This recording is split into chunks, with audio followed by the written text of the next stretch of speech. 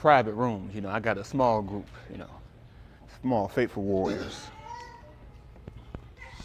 But we do always rise, giving all the kabod and kabod, which is the glory and the honor to the Most High Yah, through his being Yahushua HaMashiach. That is the anointed.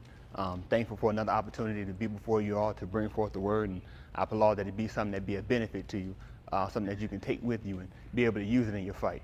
Go ahead and get me Romans 15:4. Listen to the book. For whatever Nikatah before, So everything that was written before now Nikatah Talamadus, was written to show us how to be like Yahuwah and Yahusha. so that through endurance and through the Nakum of the Ketubim, we might have Tikva. Okay. And so when preacher taught us a long time ago about that cord, that tikva, that connection, how many of us are literally walking around with a cord? How many of us? None of us are walking around with the tangible cord to get us out of a hole. You know why? Because we're not in a hole. A lot of times what happens is we don't see value even in the word until we're put in the situation where we see this is where I need it. The word, even when he was talking earlier about the French and everything else that kids are learning in school, none of that has any value. Even if I tell you 1 + 1 = 2, that has absolutely no value. Nothing that you learn in school has any value until you're put into a position where I had to put it into play. Even when we talk about how some kids aren't good testers, when we're going through and we're learning what we're talking about in the Word, your time to demonstrate this is when you test it, because your test is going to come, and when it's time for you to show your test, that's really going to show how well you've really taken in what it is that you've been taught. That's not just for me, that really comes in for all of us. It may not apply in school in every situation, but when it comes down to us applying the Word to our actual life, that's going to 100% apply to us. Get me Uwala Shemut. Matter of fact, don't even worry about that. Give me Yaquara chapter 23 and verse 1.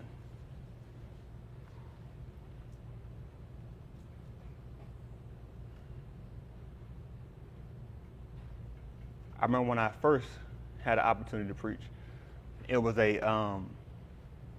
chance to see kind of how a lot of times you'll see when a preacher preach and he'll kind of shift directions. You'll realize that a lot of times you'll be going and you'll see something, and you'll realize that while you might have something that you see initially, when you're reading through, you get a chance to see just how much everything in the book kind of coincides with each other and aligns with each other.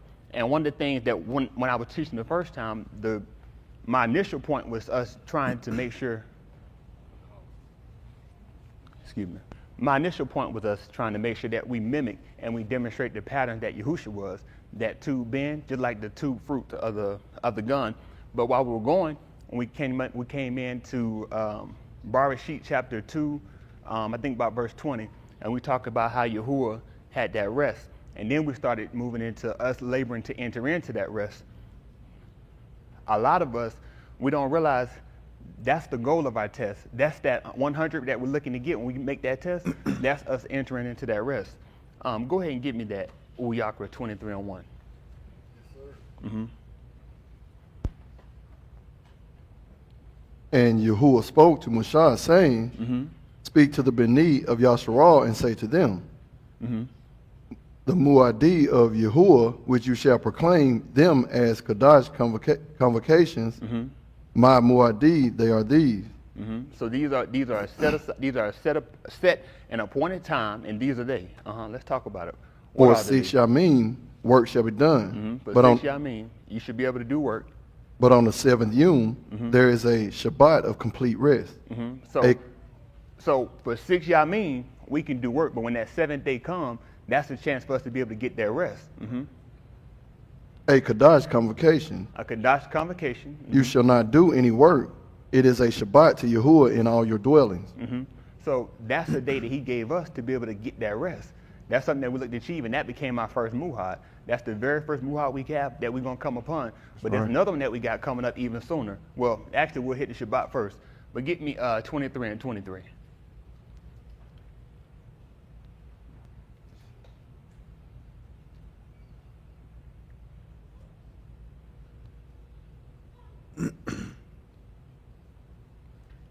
Listen to the book. Again, Yahuwah spoke to Moshe, saying, So he Speak. spoke to him one time, and he started off telling him, hey, these are my muhadim, these are my appointed times. I want to go through every one of them, and that's where you go through and you'll find it if you got time. For those who don't know, if you go through the book of Yaquara chapter 23, and you read down through there, you'll find the different muhas that we find and why we keep them in those times. Speak to the Beni of Yasharal, saying, In the seventh Kadash, on the first of the Kadash, it shall be to you a rest with a zakarun blowing of teruah, a Kadash convocation. This is, go back up, scroll a little faster. In this first yom of the 7th month, this should be a day of rest for you. Just like the similitude we just got in the Shabbat. The Shabbat was the first rest that we got.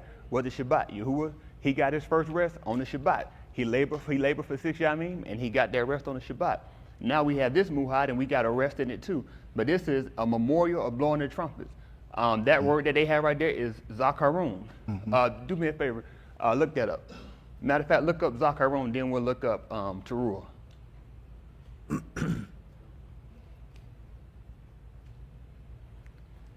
Not interested.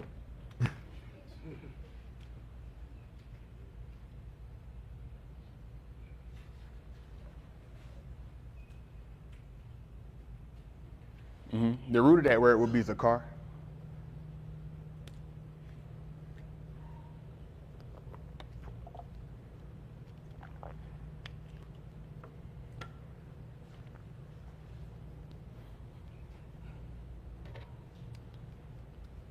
Okay, so we have zakarun, memorial, remembrance, records. Okay, so we know that this is something that we should be remembering, something that we should be holding on to. Okay, now let's look up teruah.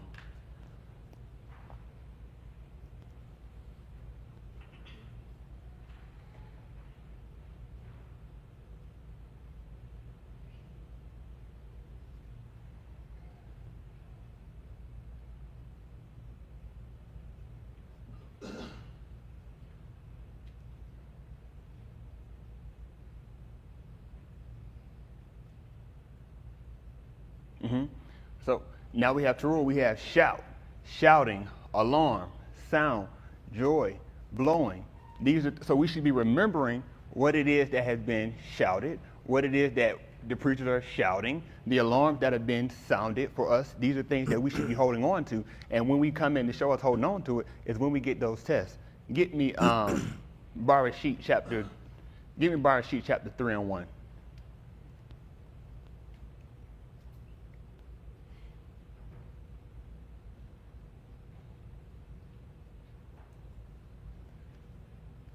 Listen to the book. Now the Nakash was more crafty than any beast of the field, which Yahuwah Elohim had made. Matter of fact, before you do that, Lee, get me 2 and 28, I think it is. Verse 28, chapter 2, verse 28.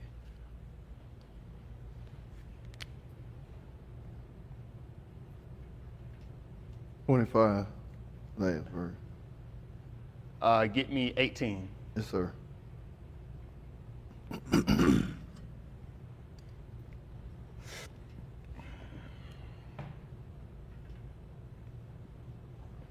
Listen to the book. Then Yahuwah Elohim said, It is not two for Adam to be alone. I shall make a helper suited to him. Get me 10. Yes, sir.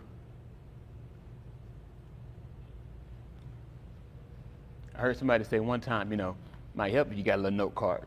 We're trying to shoot everything off the dome. You gotta see where you at. All right, here we go. 2 and 10. Now a Nahar flowed out of Adon to Ma'im the gun, and from there it divided and became into 4 heads.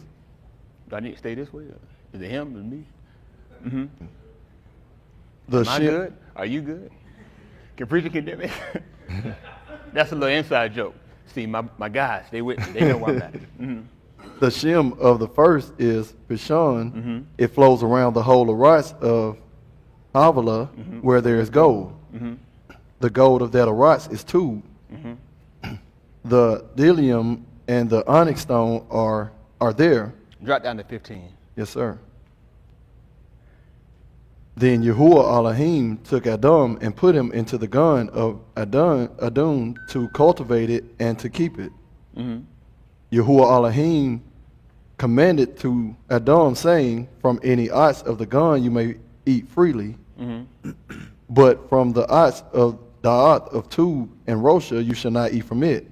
For in the yom that you eat from it you shall surely moot. Then Yahuwah Elohim said, it is not Tub for Adam to be alone. I shall make a helper suited to him. Now go ahead and Chris and get me that 3-on-1.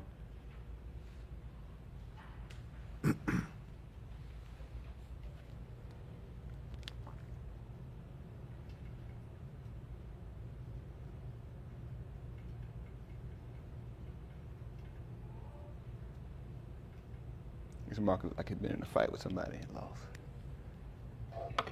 Listen to the book. Now the Nakash was more crafty than any beast of the field, which Yahuwah Elohim had made. And he said to the Ashah, indeed has Elohim said, you shall not eat from any ox of the gun. So it's safe to say that they remember what they were told, right? Because they were able to quote it back. Read it again, verse 1. Now the Nakash was more crafty than any beast of the field, which Yahuwah Elohim had made. And he said to the Ashah, indeed has Elohim said, you shall not eat from any ox of the gun. The Ashah said to the Nakash, what did she say to him? From the pari of the ox of the gun we may eat. But from the pari of the ox which is in the middle of the gun, Elohim has said, you shall not eat from it, nor touch it, lest you moot. You shall moot. So when she got that homework assignment, what happened? She was able to quote it back. I was able to tell it back just like I was taught it. But then let's see what happens. The Nakash said to the Ashah, you surely shall not move. You gonna surely die? For Now I'm getting a little bit of a further test, a little bit of a harder work to see exactly how much I'm holding on to what I've been taught. For Elohim yada, that in the yom you eat from it, your shall be open, and you shall be like Elohim, knowing Tub and Rosha. So now it's just like those word problems. You kind of get a little situation where it's kind of tricky. It's kind of tricking me up. I'm trying to see based off of the wording of it. So you saying that? So what the serpent tried to tell us, really, did Elohim say you surely gonna die, or does Elohim just know that when you eat of it, your eyes gonna be open? You're gonna be like Elohim, knowing good and evil. When the Ashah saw that the ox was tubed for food, and that it was a delight to the and the ox was desirable to make one kakma, she took from his pari and ate. And So now she's saying, this is a multiple choice. This is a multiple choice question right here that she's getting. It's a multiple choice test. So now I got different options. I'm looking at it. Option A look like it might be right because it looked desirable. It looked like it make me wise. But I also know what I've been taught. But let's see which one they go with. Which answer did she choose? And she gave also to her husband with her, and he ate. Then the of both of them were opened, and they knew that they were naked. And they sewed leaves of fig ox together, and gave for themselves loin coverings. They shama the call of Yahuwah Elohim, halak in the gun, in the cool of the yom. And Adam and his Ashah hid themselves from the presence of Yahuwah Elohim in the middle of the ox of the gun. What did they do? Go back up to verse 8. Read that again for me. Yes, sir. They shama the call of They Yahuwah. heard. Just like when we hear what they were hearing that Teruah. So they heard the sound of him coming through. They heard it. That's a blow. Elohim is a ruach, right? Let's look up what ruach means.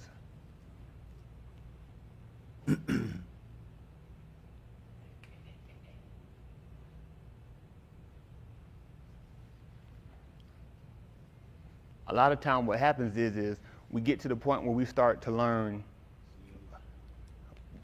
We start to get to the point where we start to learn more challenging things, and we forget those elementary principles. I was at AJ's elementary school, and one of the things that we were talking about with the teacher was with phonics, and she was saying how one of the things that AJ struggles with is his phonics, his phonemic awareness.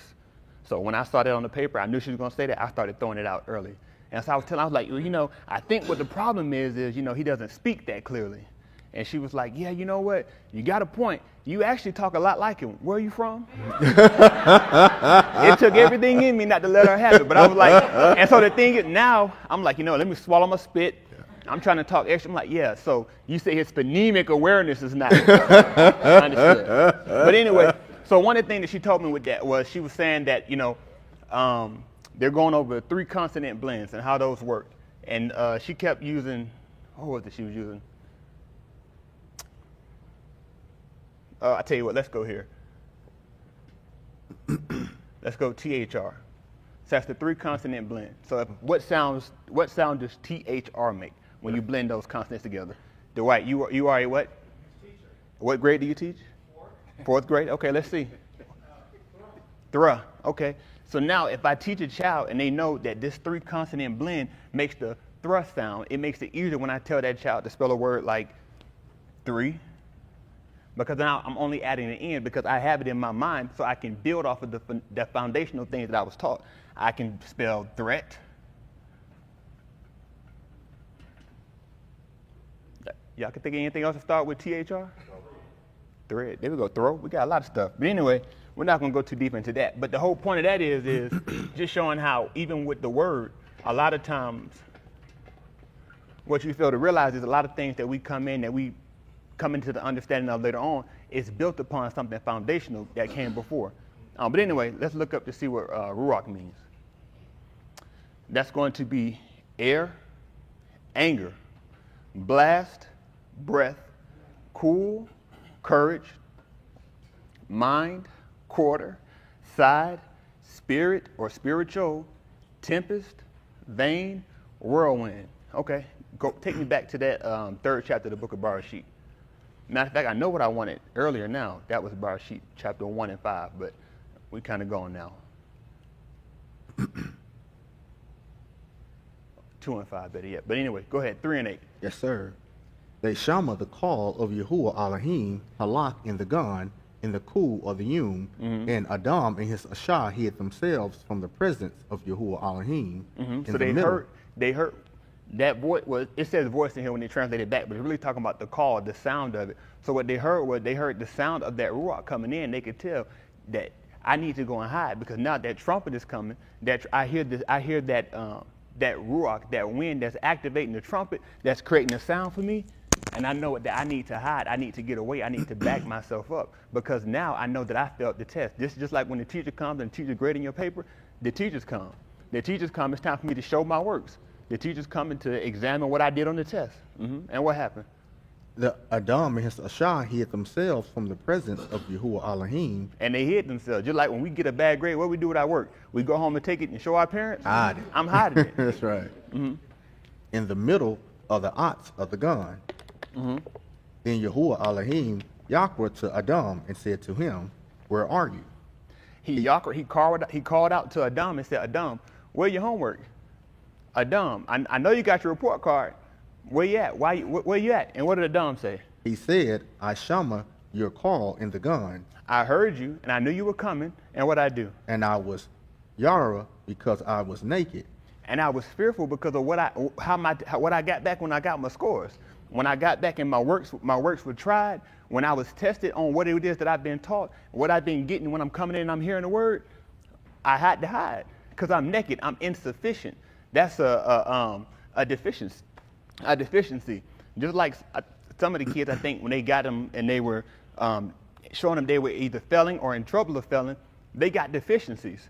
This is something that they'll tell you, okay, you got deficiency, go home and get this signed by your parents. Your parents need to know that you are deficient. You are not up to the standard that you need to be. So I hid myself. And he said, who told you that you were naked? From the ots of which I commanded you not to eat from it, have you eaten?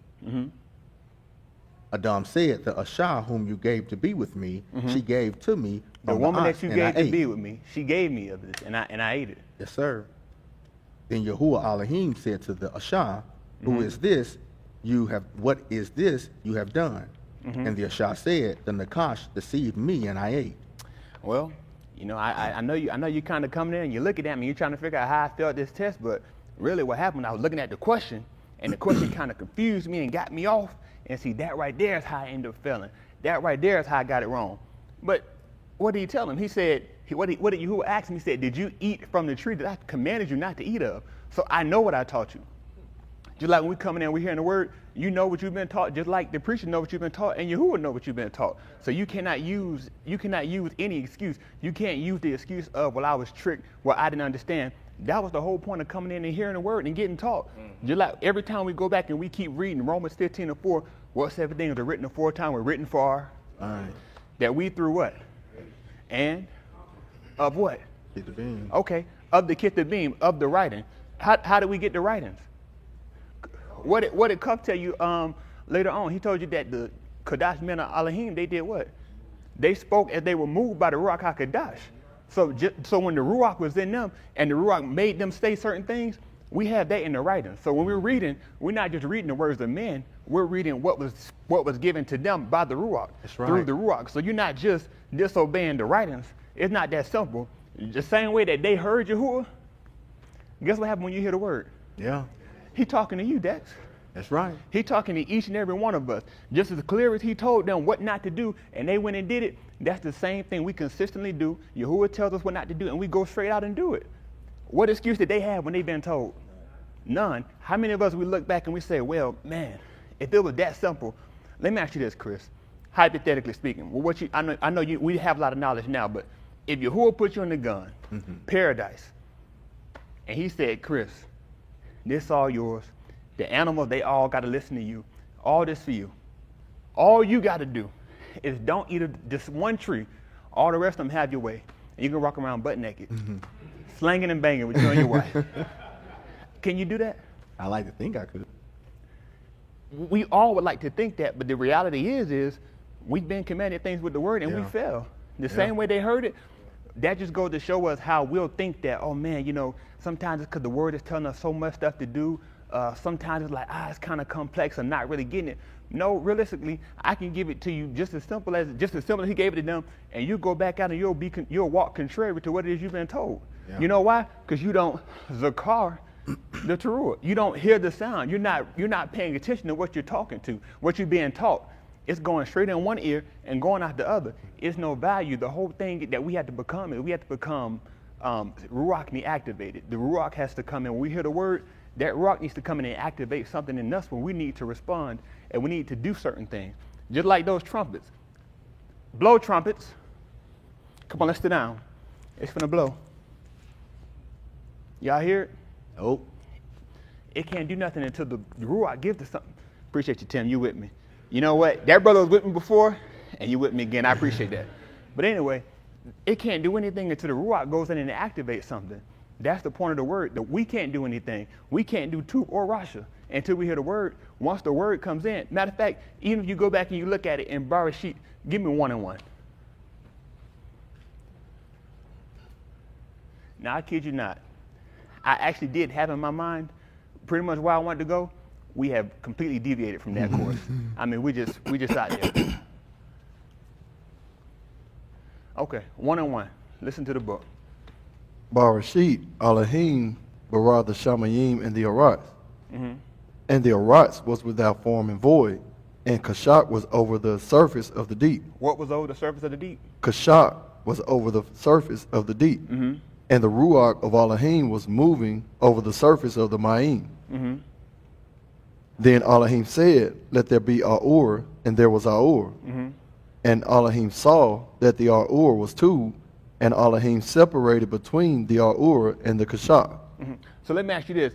Did you see where he came in, where before that in Barashit 101, where he talked about how bad that darkness was and how we didn't need to have darkness? No, you didn't get that. You didn't come in to find out the understanding of how light was too until light came in. So when we come in and we hear the word, that's telling us what's right and what's wrong. Without the word, we don't even know what we need to do. We don't know what we're supposed to do, nor what we're not supposed to do. That's the whole point of the word. So now I'm being taught. I'm being given information that I can use, that I can apply. This is that cord that we got to walk around with. This isn't something to walk around with our neck. I remember we were going through and we were talking about getting the little readiness bags and having the food just in case the famine come. And we even one of the things that he had, Ra was sitting there, he said, hey, look, here's this paracord. It'll wrap it up, it'll bundle up, and if you ever need it, you can stretch it out, and it'll go real long. We had the one, some you could put around your neck, some you could put around your wrist, some you could strap on your back, and that cord will go real long. We're not carrying around that cord. How many of us, you got your paracord with you? Rod might, because he a little bit deeper than we are. See, Rod is deep in it, but we're not ready. How many of y'all got your cords? But guess what we have when we keep the word in us? That's the whole purpose of it. Even when we have these TCs are of zero value if it's not in us. The real TC that we have to have has to be inside of us. Yeah. It's got to be something that we can hold on to. This right here, this is not going to save you. This alone won't save you. This ain't nothing but a piece of thread. If I set it on fire, it'll burn, it'll be gone. It has no value. How many of us, we've left the house without our TCs? Plenty of times. Sometimes I might be like, oh man, I got one. I don't know where the other one is. Do I wear one and not wear the other one? I don't know if that's sin, I remember Sharath Justin was preaching one time and he was saying, he was like, how many of y'all are wearing y'all TCs at home? And a couple people were like, yeah. I mean. Then at one point, I got convicted and I said, you know what? He'll never get me again. I'm one of them guys where, I respond to disbelief more than I respond to belief. Sometimes Austin, you got this. Yeah. It's like, I get a little bit overconfident. But sometimes if I feel like you don't believe in me, now I'm going to do everything in my ability to make sure you'll never get that again. So even anyway, when he said that, he was like, how many of y'all wearing them at home? Because really, if you're supposed to be wearing them, if you're supposed to be remembering the law, you need to have them on all the time. And now he said that he wasn't intending to command us to do it at the time. He was trying to make an example. But the reality of it is what is it that we have to bring us back, to anchor us? That's really what this is supposed to symbolize. Really an anchor and a connection. That anchor keeps us from drifting. Just like what would happen with them, then she started drifting. Once he got in her mind, he had her shook. It was nothing she gonna do because she wasn't anchored. She didn't have enough of an anchor to hold her in place when the word came. And that's the same thing that happened to us a lot of times. When situations come, we falter and we fail. We get to drifting from side to side, and we get off the course that we've been told to walk because we're not anchored. And that anchor ain't here. That anchor is through the word. The word has to anchor us and hold us in place to what we should be walking towards. Keep going. Matter of fact, don't worry about that. Get me 2 and 5. Bar sheet. Appreciate that. Good guess, because you could have been wrong.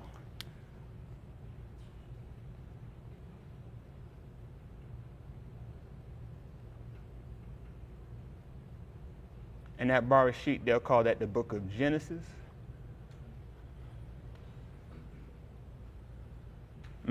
Listen to the book. Now every shrub of the field before it was in the Auryah, and the plant of the field before it sprouted, for Yahuwah Elohim had not sent rain upon the Auryah, and there was no ish cultivate the Adumah. So we had fruitfulness and we had light, but we had never had a rain to come in to water the ground.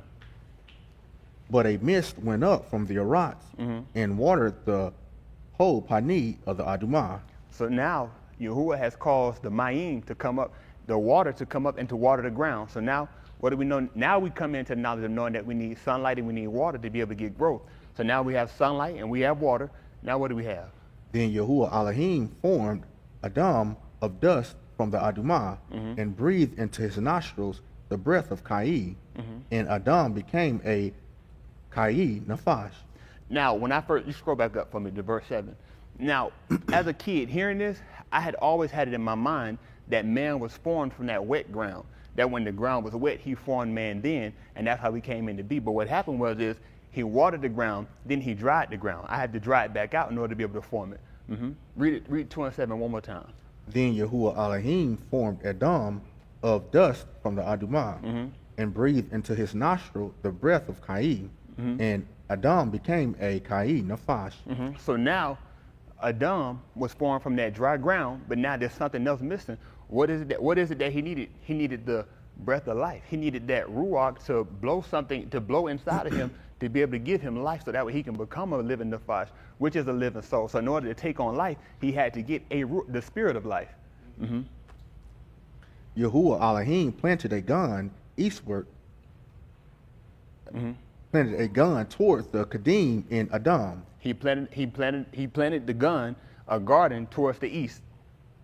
And there he placed Adam, whom he had formed. And there he put the man whom he had formed. Get me.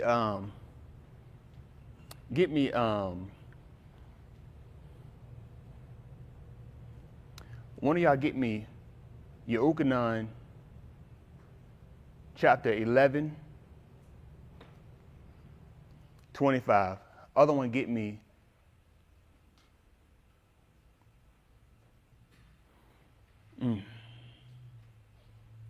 Other one get me Yahuchanan chapter. Matter of fact, get me Matthew 12 and 63. We'll start there.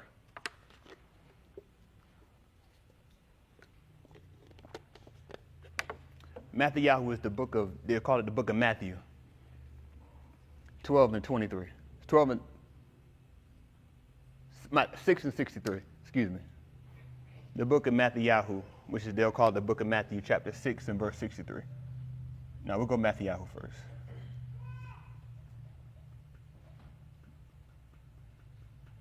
"34 is the last verse. Is it Yahuchanan 6 and 63? Give me Yahuchanan 6, 63. Let me see what that says. It might be 12. Yahuchanan 12, 63? Let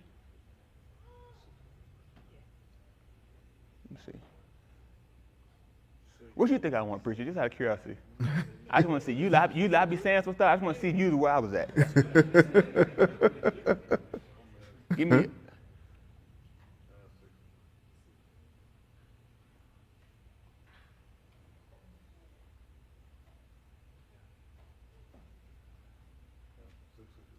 Yeah, give me 6 and 60.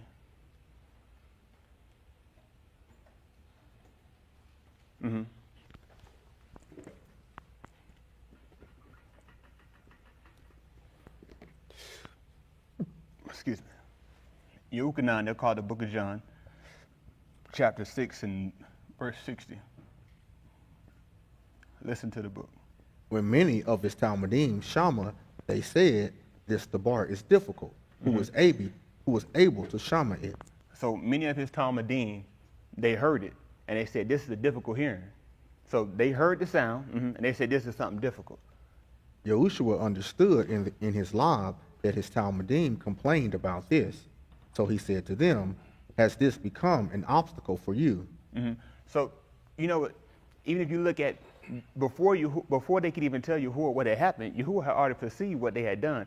When they went and they hid themselves, they didn't have to say, we're hiding because we have eaten of the fruit that you told us not to eat. He had already perceived what it was that they had done. Now he's not reading them because he can't see them physically because they're hiding. Well, I mean, he always can see them, but to them they had hidden themselves. But what he was reading was, I'm reading your inward parts. I'm reading your heart. Even when you see the bin of Adam going up to where he was there before. The ruach gives kai, but the basar is of no benefit.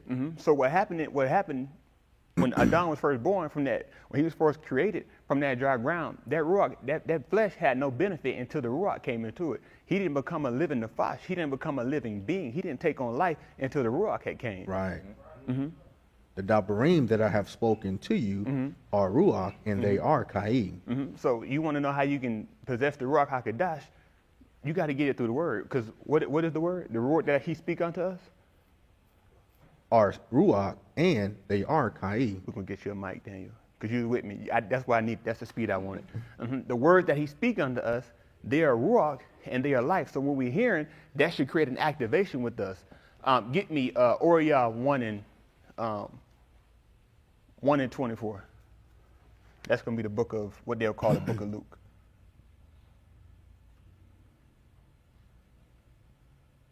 Because when they heard what happened, when they heard the ruach coming, what did they do? They hid because they were insufficient. They were deficient. We went over all that. And it came to pass after these Yamin, Al-Yashba, his Ashah, conceived, and she kept herself hidden from 5 Kadashim, and she said, Oh, so she was hiding too. Maybe she had committed kata, just like maybe she had committed sin, just like Adam and Kawua did, with who they'll call Adam and Eve. Why did she hide? Thus Yahuwah has dealt with me in the Yamim that he took note of me to gather up my disgrace from the beneath of Adam. So what they're talking about? So what's happening now is they're looking at she's married. She's not married yet, but she's pregnant. So that's a disgrace for us. It was a disgrace for a woman to become. It was a disgrace for a woman to be pregnant without having a baby. So there's a lot of things that come in to take on to be shamed. Matter of fact, go back up again. Give me 24 again. Sure. And it came to pass after these Yamim, Auryah his Ashah conceived, and she kept herself hidden for 5 Kadashim, and she said, thus Yahuwah has dealt with me in the Yamim that he took note of me to gather up my disgrace from the beneath of Adam. Excuse me, let me rephrase that. What happened earlier is, this is what happened. Where I'm at in my mind, I'm 15 steps ahead of where I am right now. But anyway, forgive me. What I'm talking about, that was with Maureen, who was the mother of Yahusha, who they'll call Mary. But anyway, she was pregnant, and they were like, how did you become pregnant? So anyway, but that's why I was going with that. But anyway, go ahead, let's keep reading. Sir. This is referring to Auryah. And it came to pass in the 6th Kadash, Elohim shalak the Malaki Gabriel to Galil to a certain city, Shem Nazareth. So he sent down the Malak Gabriel, who was a messenger of Elohim. To a Bathula who was betrothed to a Ish whose Shem was Yosef, from the Beth of Daud. And the Bathula Shem was Maureen. And the Malaki came and said to her, Shalom to you, Khan Ashah, Yahuwah is with you. Baraka. Shalom be to you, favorite woman, the woman of favor. Yahuwah is with you. Baraka are you among Nashim. So it's something peculiar. It's something peculiar about you. You're above the other Nashim, the other women. When she saw him, she was alarmed at his statement and said in her law. Even if you look up Barak, it can come back over to be gift. It'll come over to a lot of ways. You can also find gift to be korban, but some translations, depending on where you're looking at, you'll see that Barak also to mean a gift, and she was given a gift. When she saw him, she was alarmed at his statement and said in her law, "What is this Barak? What is this Baraka? What is this Baraka that I'm getting from you? What's this gift?" And the Malaki said to her, "Do not yara Marim, don't fear, because you have found Khan before Elohim." So when Adam and Kawua, when they were hiding themselves, why were they hiding? Did they find favor? Did they find favor from Yahuwah? No. They were really finding disgrace. Whenever we go and we commit sin, we put ourselves in a state of disgrace. That's why we'll go and we'll try to hide our sin. That's why we try to hide. Just like we made the example with the test that we go through and we failed the test, just like we get the bad report cards, we're hiding that because of disgrace. But she's got something special. And behold, you shall conceive and bear a Ben, and you shall call his Shem Yahushua. He shall be Gadol, and he shall be Yaquara, the Ben of the highest. He should be called the Son of the Highest. And Yahuwah Elohim shall give him the throne of his Abba Daud. And he shall reign over the Beth of Jacob, Alam and Alam. He shall reign over the Beth, Alam and Alam. And there shall be no end to his Malkut. Marim said to the Malaki, "How shall this debar be? I have not known a Ish." What Adam had, when he had the gun, he had a Malkut, but he couldn't possess it forever based off of what the works that he provided, the works that he brought forth. The Malaki answered and said to her, "The Ruach HaKadosh shall come upon you, and the power of the highest shall overshadow you." Okay, so the Ruach is going to come upon you. That wind is going to come upon you, and what's going to happen? And the power of the highest shall overshadow you. Therefore, the one that is born shall be Kara Kadash, the Ben of Elohim. Okay, so when the wind comes inside of you, it's going to play a factor on what comes out of you. Because that Ruach has come inside of you, what's going to be born of you should be called the Son of Elohim, the Son of the Most High.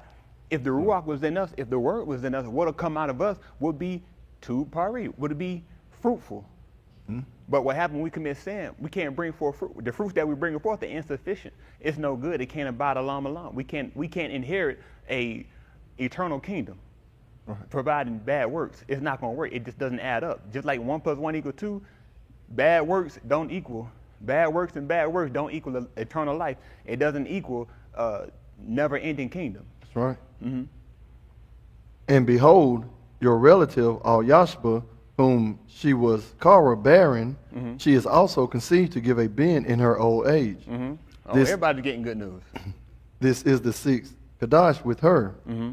For everything is not perplexing for Elohim. And Marim said, behold, I am the maidservant of Yahuwah. Let it be for me according to your debar. And the Malachite departed from her. Let it be for me according to your word. Just like you said it, just like your word said it, let it be just according to that. Because nothing's too hard for Elohim. That's what it said when it says nothing's perplexing. There's nothing he can't do but fail and lie. Right. And he be with you, you won't fail a lie. Right. Come on. And Marim cum at those Yamim, and went with haste to the Harim, to a city of Yehuda. And she entered the bed of Zechariah and Barak al-Yashba. And it came to pass when al-Yashba Shama Marim Baraka. And it came to pass that when what happened? When al-Yashba Shama Marim Baraka. When she saw her.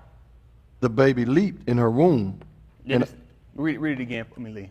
And it came to pass when al-Yashba Shama Marim Baraka. When she heard the Baraka, what happened? The baby leaped in her womb, and al-Yashba was filled with the Ruach HaKadosh. The babe leaped inside of her womb, and she was filled with the Baraka. That's off of the hearing. When you hear the word, that hearing should bring forth something in you. You know why you're not filled with the Ruach? Because you're hearing the word, but it's not staying in you. It's not dwelling in you. That babe that was in her, how did the babe hear it? Was she talking to the babe? She was talking to the mother. But what happened was when the mother heard it, it went into it even went so deep in her that it affected the babe. And now the mother was filled with the Ruach HaKadosh. Babe leaped just off of the hearing. What are you doing when you're hearing? Are you remembering what it is that you're hearing? Or are you going to hide because your works are insufficient? Are you coming to the light? Are you coming to life? Or are you hiding because you darkness? And she called her out with a loud call and said, Baraka are you among Nashim, and Baraka is the pari of your womb. Baraka is your fruit.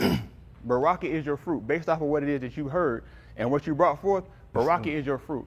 Go ahead and get me Acts chapter 2 and 36.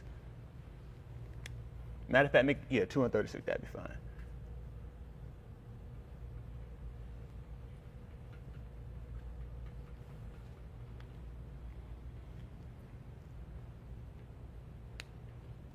To 136. 35. All right. Halfway between 35 and 36. All right, here we go. Listen to the book. Therefore, let all the Beth of Yasharal know for certain that Elohim has made this Yahushua, whom you crucified, both Adon and Mashiach. And it came to pass when they shama this, they were pierced to the lob. It came to pass that when they did what, Lee?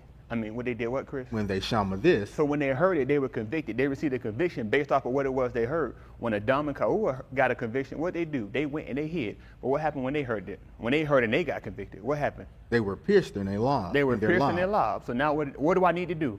Do I run? Do I go and hide? What do I do?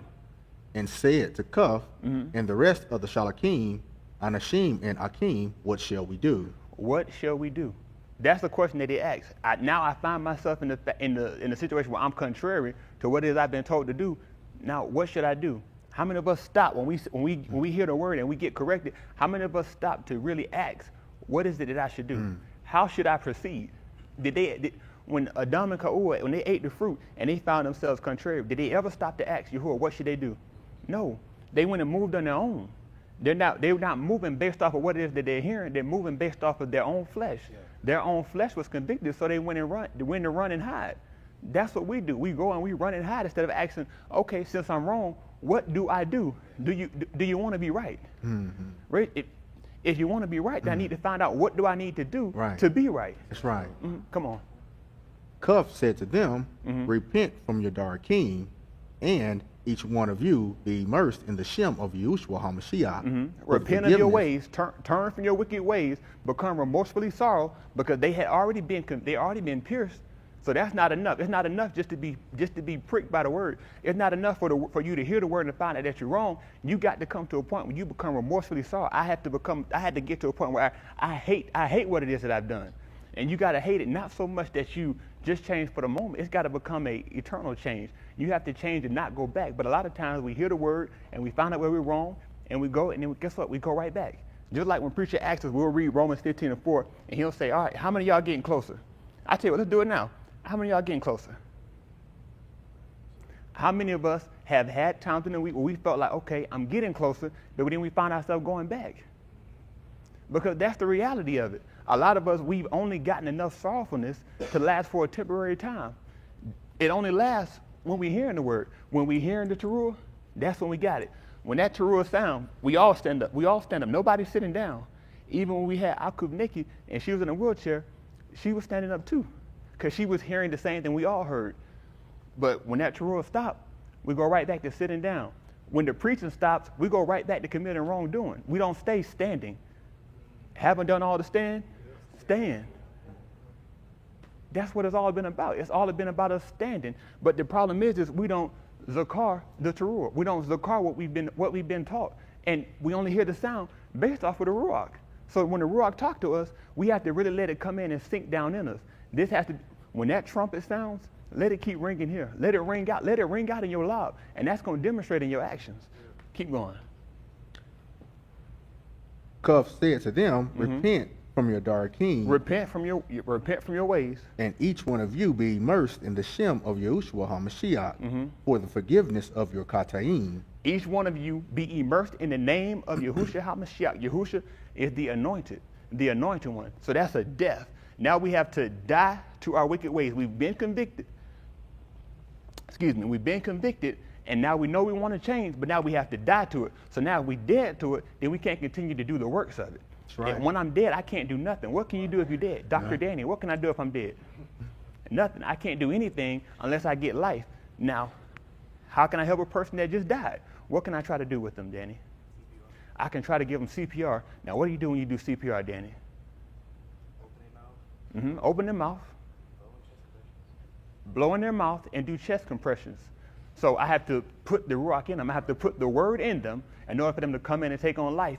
And there has to be some physical attributes that's being done to let that word come through and radiate within your body, radiate within your mind, radiate within your heart. When you're doing the chest compressions, that's so the blood can keep beating. I'm doing the chest compressions to try to get your heart to continue to pump. So that way the blood, what's in you, can continue to circulate. So that way you can take on life again, because you were dead without it. When that heart stops, you're dead.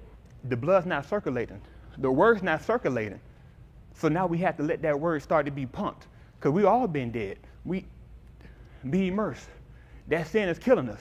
Come on, blow on me with the word. And what can I get when I'm getting those compressions? When the word is coming in and it's being blown into me, what can I get, Chris? And you shall receive the gift of the Ruach HaKadosh. You can get life. You can get life. That ruach will blow inside of you, and you can take on life. When that trumpet sound, you'll be able to rise. It's not the trumpet that we got right here when we in this room, but that trumpet when we all take on death. And some of us are asleep. That's a temporary death. But you're going to have that trumpet if you're going to get back up. You're going to have the word if you're going to get back up. You're going to have the ruach HaKadosh. And that's what we're trying to get. That's my time. All kabul to you.